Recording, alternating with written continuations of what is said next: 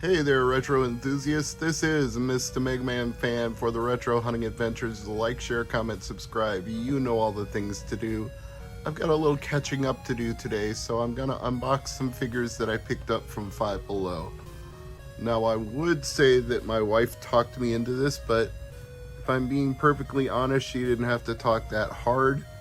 They were $5 and change, maybe $5.95, because at Five Below, not everything is under $5 or $5 anymore. That kind of went away with inflation, but at this price, they were still significantly less than your typical Funko Pop that you'd get at GameStop or Walmart or anywhere else. And to be honest, the other reason I need to unbox these is because the boxes themselves take up a lot of space, and if you take out the plastic and fold up the box, you significantly cut down on the amount of things you have to store. Dude Love was an easy choice for me. I'm a Mick Foley fan. I've actually met him, taken a picture with him. He's a very nice guy and supports some very good charities like RAIN, RAINN, I believe is how that is spelled. So check it out, look it up, and maybe donate a few bucks to him, especially if you got one of these figures cheap like I did. Might have some money left over.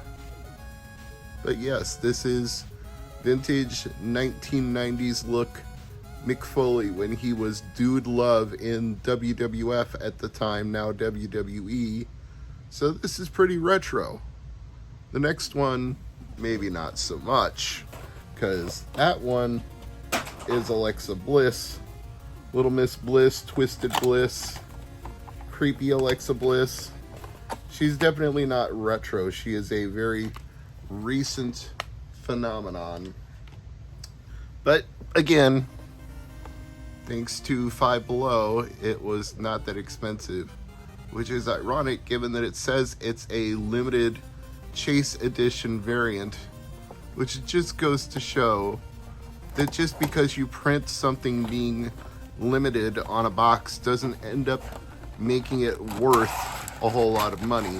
Sometimes it's the exact opposite.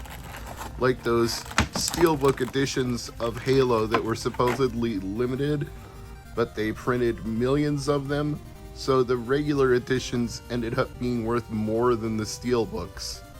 I mean, go figure, right? It's not exactly my favorite version of Alexa Bliss, but given I didn't have any Alexa Bliss figures, not Pops or Mattel or anything else, I suppose it was worth it to have at least one. So, of the two, I definitely like the look of Dude Love a little better than this one, but still, it's quote-unquote limited, so I guess maybe someday it'll be worth $6 instead of $5. You know how that goes. And we've got some Pac-Man merchandise from Five Below here. Now you may have seen that I picked this up in a previous video, and that would be true, but I did not actually get around to opening it until today, so this will be the first unboxing of the complete set, which is a rather small set. There's only 3 of them in total. We've got the Pac-Man, of course. All of these are light up, but I don't believe any of them have the batteries inside right now. Yeah, it's not doing anything when I push the switch. I didn't expect it to have batteries inside, so we'll have to add batteries at some point in the future. But once again, this enables me to shrink down the amount of space that these things take up as soon as I can figure out the correct way to unfold and just flatten down the box. They take up much less room that way. And then all this plastic can be recycled and go into another collectible somewhere down the line. We've also got what is traditionally called a ghost monster The box even refers to it as a turn to blue ghost. But the truth is, these aren't actually ghosts.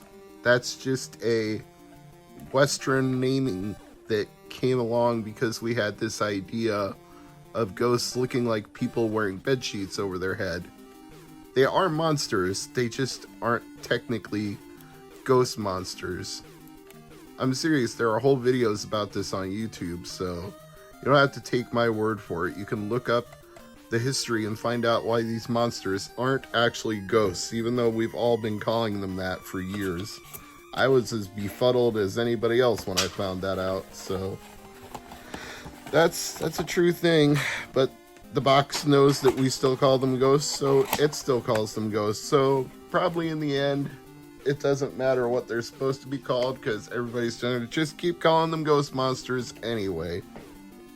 But here's the regular non-ghostified Blinky. I suppose they could do Inky, Pinky, and Clyde if they wanted to make a second series of 3. But I can tell you what there won't ever be, Ms. Pac-Man, thanks to GCC and Bandai Namco having a squabble over the intellectual property rights and the fact that Ms. Pac-Man has had to be edited out of things like Pac-Man World Repack. So I would not count on seeing Ms. Pac-Man in a figure like this, light up or otherwise, anytime soon. The odds of that are significantly low. Not zero, but unless that licensing debacle gets resolved, it might as well be 0. Okay, got a couple more things here before this video is complete. I would say I had 4 retro items so far and 1 that was decidedly not. And this one I don't think will be retro either, unless you consider physical storage media retro. It is a 128 gigabyte micro SD card. I'm going to try formatting this and putting it into my jailbroken Nintendo 3DS. Somebody told me 128 was the max that you could really feasibly use before you'd hit the file system limit of 300 applications. But I don't think they were considering that people would load ROMs or homebrew applications onto a micro SD card, so that file system limit for CIA packages that appear as presents on your home screen, not necessarily the same as the storage you would use for anything else.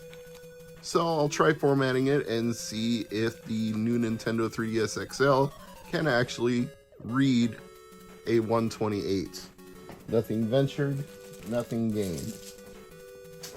And this last package here is from Fangamer. I'll let you decide if the contents can be called retro or not. But given that what's inside reflects the name of my channel very accurately, I thought this was the right thing to close the video on. And to me, that makes it qualified, even if some of the things that come with it aren't. You're wondering what I'm babbling about, aren't you? Well, you're going to see here in just a second. Once I get this out of the way, we've got a bunch of pins here. And also got some Earthbound stuff. Looks like some Earthbound stickers. So that's nice. And a banana and a fruit holding a star with a hole in it. I don't know what that's about, but this it's either Earthbound stickers or an Earthbound postcard. Let me see. Oh, it's just a card. I was hoping they were actually stickers, but that's still pretty darn cool that they include stuff like that in each order. Okay, now back to our previously scheduled discussion of Fangamer items. We have Celeste with a strawberry. We have Mega Man X with an E-Tank. These are called Pinverse, by the way. And got another one here. Sans with a hot dog. That just tickles me. That's so amusing. I hope they do Papyrus and maybe even Undyne. I don't know what they would give Papyrus, but Undyne should definitely have a spear. And a Hollow Knight pin as well. So you can definitely argue that Undertale and Celeste aren't retro, but they are definitely retro style games. This is an Earthbound inspired game. This is a very classic hard platformer designed 8-bit style game. And of course Mega Man X is Mega Man X. And Hollow Knight is a love letter to Metroidvania games ever since Metroid and Castlevania first came out. So I feel like there's definitely some retro influence there. I'm Mr. MegaManFan. Thanks as always for watching. I'll see you again in another video very soon. But bye for now.